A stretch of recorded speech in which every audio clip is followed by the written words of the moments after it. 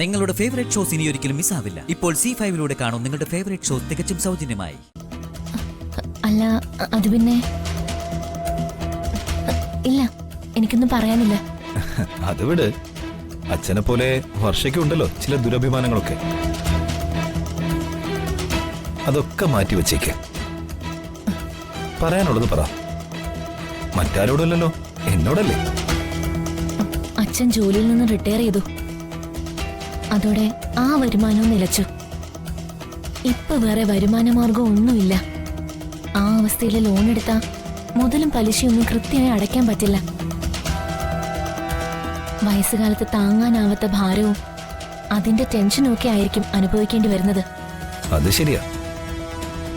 അച്ഛന്റെ പ്രായത്തിന് താങ്ങാവുന്നതിനും അപ്പുറമുള്ള ബാധ്യതയാണ് വന്നു ചേരാൻ പോകുന്നത്. അച്ഛന്റെ അവസ്ഥ മനസ്സിലാക്കി പ്രകാശേട്ടനും മനോജേട്ടനും ഒന്നും ഒരു സഹായവും ചെയ്യാൻ പോകുന്നില്ല. അച്ഛൻ റിട്ടയർ ചെയ്തപ്പോ കിട്ടിയ പൈസ മുഴുവനും മനോജേട്ടൻ സൂത്രത്തിൽ തട്ടിയെടുക്കുകയും ചെയ്തു. ഈ അവസ്ഥകളൊക്കെ ഓർക്കുമ്പോ അച്ഛൻ എടുക്കുന്ന ബാങ്ക് ലോൺ തിരിച്ചടയ്ക്കാനാവാത്ത അവസ്ഥയിലാകുമെന്ന എന്റെ ഭയം.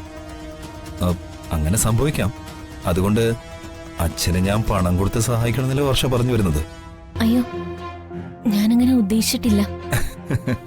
ദുരഭിമാനം. ദുരഭിമാനത്തിന്റെ ഹോൾസെയിൽ ഡീലറായ മാധവൻ നായരുടെ വിത്തല്ലേ? അപ്പൊ പിന്നെ കുറ്റം പറഞ്ഞിട്ട് കാര്യമില്ല. അച്ഛന് ആവശ്യമുള്ള പണം കൊടുത്ത് സഹായിക്കാൻ ഞാൻ തയ്യാറാ.